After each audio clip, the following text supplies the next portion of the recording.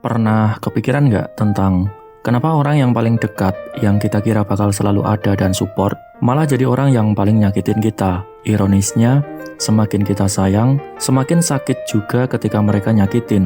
Kenapa bisa begitu? Oke, kita mulai dari sesuatu hal yang sederhana.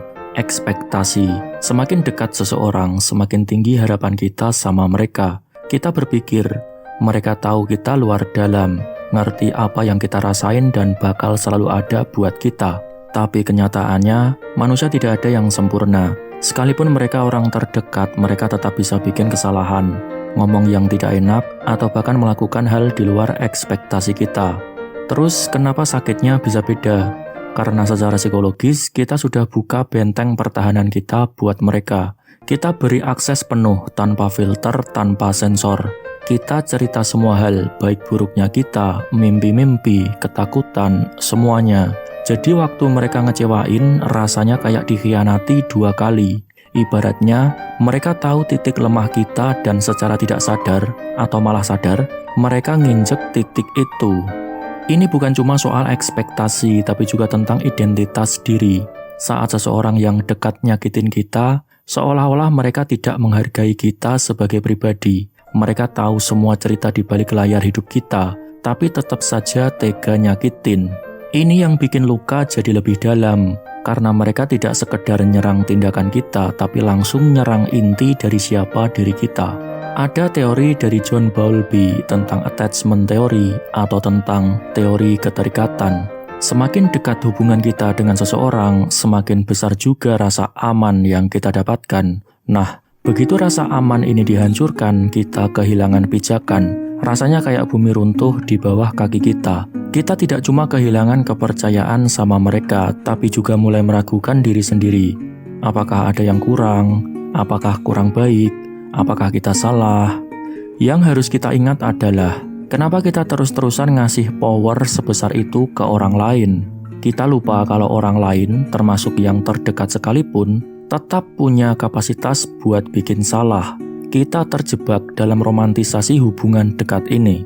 Kita mikir, dia tidak mungkin nyakitin, atau dia pasti pengertian.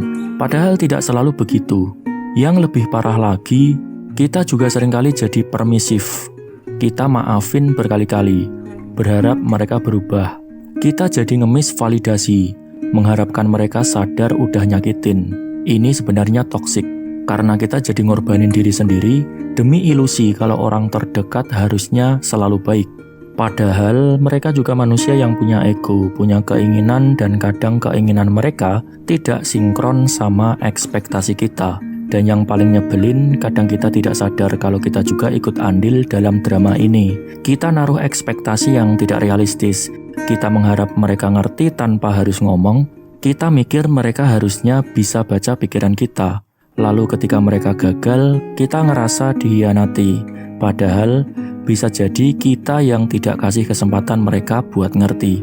Jadi kalau dipikir-pikir, siapa yang sebenarnya nyakitin kita? Mereka yang bertindak, atau kita yang terlalu banyak berharap? Kita perlu sadari bahwa setiap orang, termasuk yang paling dekat sekalipun, tetap bisa bikin salah. Bukan berarti mereka tidak sayang atau jahat, tapi karena mereka juga manusia yang tidak sempurna. Pada akhirnya, penting buat kita belajar menerima kenyataan kalau orang terdekat bisa jadi orang yang paling nyakitin. Bukan karena mereka benci atau tidak peduli, ya ada seperti itu. Tapi karena mereka juga manusia yang bisa salah dan membuat kecewa. Persoalannya adalah gimana kita bisa mempersiapkan diri untuk tidak terlalu ngasih power ke orang lain untuk menghancurkan diri kita.